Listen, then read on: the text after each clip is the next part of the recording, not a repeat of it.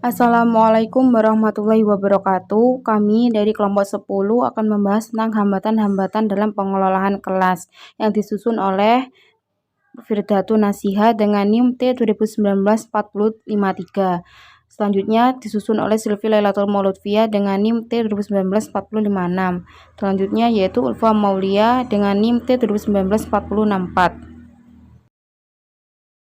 Assalamualaikum warahmatullahi wabarakatuh. Saya Silvi Lailatul Mauludvia dengan NIM T 2019-4056. Yang pertama, di sini saya akan menjelaskan penyebab timbulnya masalah dalam pengelolaan kelas. Menurut Hollingsworth menyatakan terdapat beberapa faktor atau sumber yang dapat menyebabkan timbulnya masalah-masalah dalam suatu kelas. Faktor-faktor tersebut dapat diklasifikasikan dalam kategori umum, yaitu masalah-masalah yang ditimbulkan guru, siswa, dan lingkungan. Berikut pemaparannya. Macam-macam masalah yang timbul. Yang pertama yaitu masalah-masalah yang ditimbulkan guru. Yang pertama yaitu guru membiarkan peserta didik berbuat salah. Yang kedua yaitu lebih mementingkan mata pendidikan daripada peserta didik. Yang ketiga yaitu kurang menghargai pada peserta didik. Selanjutnya yaitu masalah-masalah yang ditimbulkan peserta didik di antaranya sebagai berikut. Yang pertama yaitu anak suka membadut atau berbuat lucu yang semata-mata untuk menarik perhatian di kelas. Yang kedua yaitu anak broken home yang membutuhkan perhatian. Dan yang ketiga yaitu anak yang sakit. Selanjutnya yaitu masalah-masalah yang ditimbulkan oleh lingkungan sebagai berikut. Yang pertama yaitu lingkungan rumah atau keluarga. Yang kedua yaitu lingkungan tempat tinggal. Yang ketiga yaitu lingkungan sekolah. Dan yang terakhir yaitu situasi sekolah.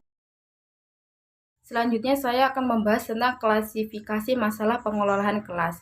Ada dua jenis masalah pengelolaan kelas, yaitu yang bersifat perorangan atau individual dan yang bersifat kelompok.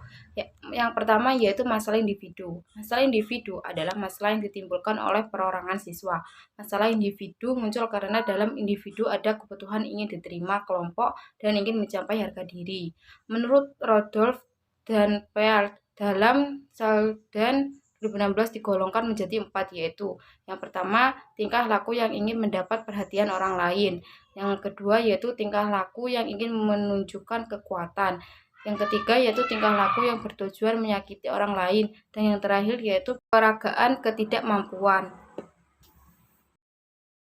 Kenalkan, nama saya Ulfa Maulia, NIM T 2019-4064. Di sini saya akan menjelaskan tentang klasifikasi masalah pengelolaan kelas. Yang kedua adalah masalah kelompok. Masalah kelompok adalah masalah yang ditimbulkan oleh kelompok siswa tertentu.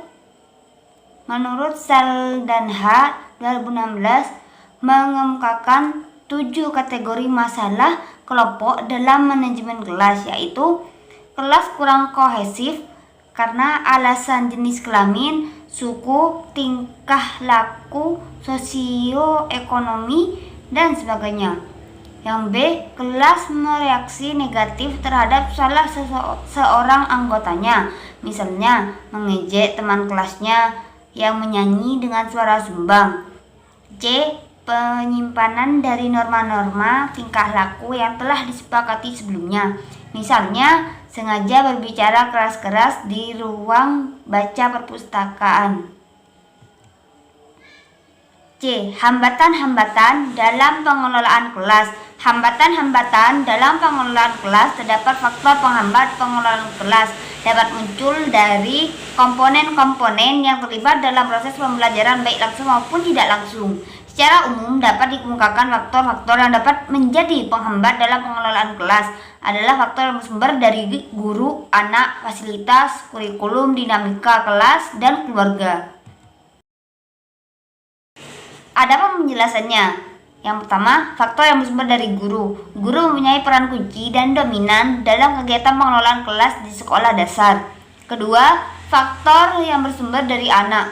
Suatu komponen yang terlibat langsung dalam proses pembelajaran peserta didik merupakan salah satu aspek yang dapat menjadi faktor penghambat dalam pengelolaan kelas. Yang ketiga, faktor yang bersumber dari kurikulum. Kurikulum merupakan pengalaman pembelajaran yang akan diperoleh peserta didik untuk mencapai tujuan perkembangan secara optimal sesuai dengan karakteristik peserta didik. Selain untuk memenuhi harapan dari masyarakat umumnya, dan keempat, faktor yang bersumber dari fasilitas. Untuk mewujudkan pengelolaan kelas yang efektif di sekolah dasar maka akan dipengaruhi dengan ketersediaan dan keadaan sarana dan prasarana di sekolah dasar serta berbagai fasilitas yang dimiliki oleh sebuah taman. Faktor tersebut berkaitan dengan fisik sekolah dan ruang kelas dengan segala perlengkapan dan perabotan pendukung. Sekian, terima kasih. Kurang lebihnya mohon maaf. Assalamualaikum warahmatullahi wabarakatuh.